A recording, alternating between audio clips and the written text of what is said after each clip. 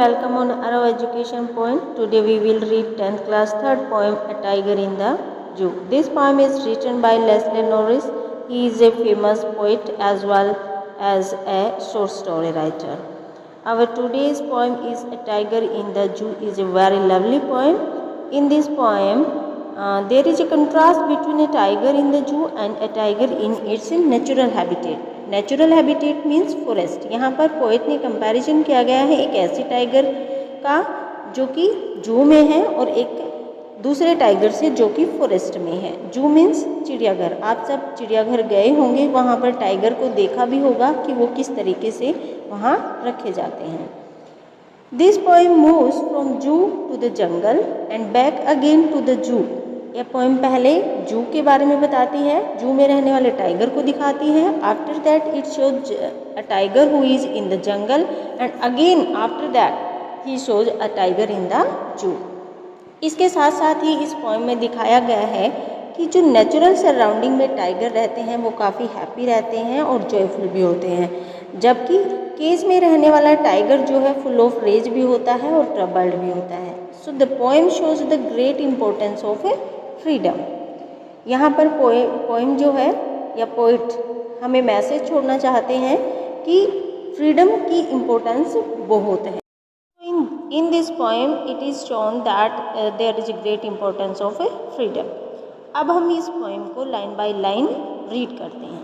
First stanza is he stocks in his vivid stripes. He mean यहाँ पर tiger है, stocks mean moves यानी चलता है। In his vivid stripe, vivid mean bright coloured, stripes line यानी एक ऐसा टाइगर है जिसके शरीर पर ब्राइट कलर की लाइनें बनी हुई है। The few steps of his cage, और वो टाइगर कहाँ पर है? केज के अंदर बंद है। The few steps of his cage means वो कहाँ तक चल सकता है, जितना केज का लिमिटेड एरिया है उतने तक ही वो कुछ कदम वहाँ पर चलता है। On pads of velvet quite, on pads कैसे किसके ऊपर चल रहा है? क्योंकि टाइगर के जो बिलो फीट का जो बिलो नीचे लोअर हिस्सा जो होता है उसको पैड बोलते हैं और इसको कंपेयर किया गया है वेलवेट से। पोएट कहते हैं कि उसके पैर इतने मखमल की तरह सॉफ्ट हैं और वो कैसे चल रहा है? In his quiet rage, quiet rage mean वो काफ़ी गुस्से में है, यानी अपने गुस्से को दबा करके वो शांतिपूर्वक उस केस के अंदर इधर उधर जा रहा है। सो हेयर टाइगर जो है ट्राई करता है अपने एंगर को कंट्रोल करने की और इधर उधर घूम रहा है। He is angry because he is not free. वो गुस्से में इसलिए है क्योंकि वो फ्री नहीं है। अब हम इसके वर्ड मीनिंग्स देखते हैं। First one is stalks, stalks mean moves. Next is vivid, vivid mean bright colour. Pads, pads mean lower part of feet of the tiger. Next is rage, rage mean anger. Let's see our next stanza. He should be lurking in shadow, sliding through long grass near the water hole where plump deer pass. अब poet कहते हैं अगर ये tiger अपने natural habitat में होता means forest में होता तो क्या कर रहा होता? वो इमेज कर रहे हैं, इमेजिनेशन है उनकी यहाँ पर। ही should be lurking in shadow, कि शायद वो कहीं छुप कर लर्किंग, लर्किंग मीन्स छुप कर बैठना, किसके लिए? शिकार करने के लिए, छुप कर शिकार करने के लिए बैठा होता। स्लाइडिंग लो थ्रू लॉन्ग ग्रास, और लंबी लंबी घास से इधर उधर घूम रहा होता। नियर द वाटर होल, किसी वाटर बॉडी के पास, जैसे तालाब है, नदी है, झरने हैं, इनके आसपास वो बैठा होता। वेयर प्लम्प डियर पास, और वो वहाँ पर क्यों बैठता?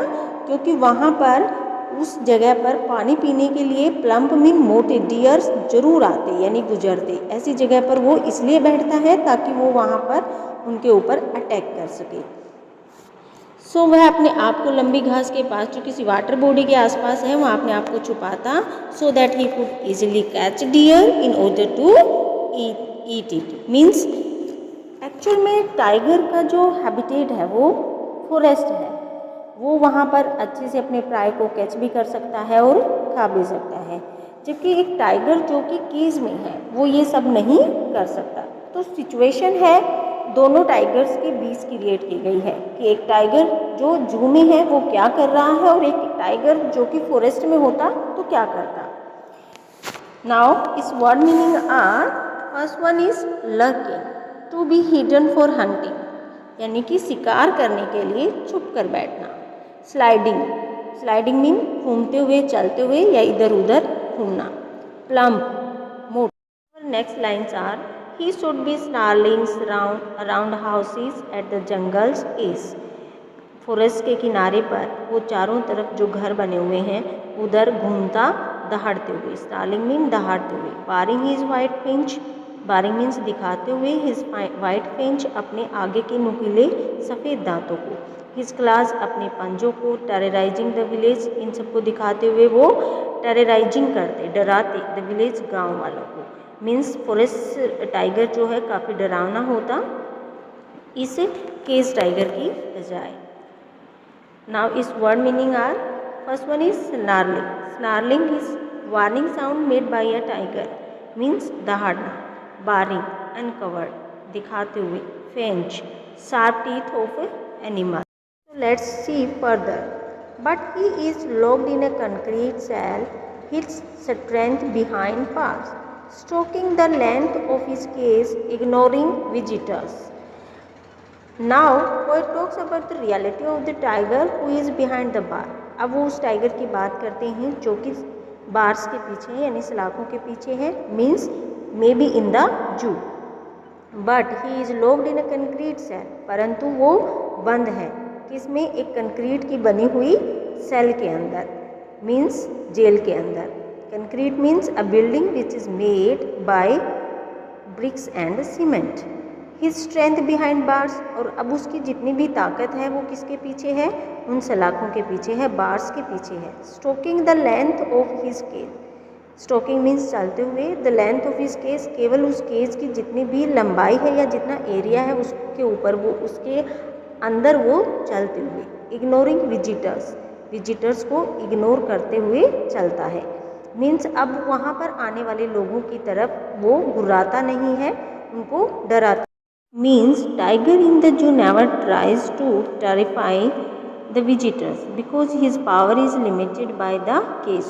उसकी पावर, उसकी जो शक्ति है, ताकत है, वो किस में कैद हो गई है, पिंजरे में.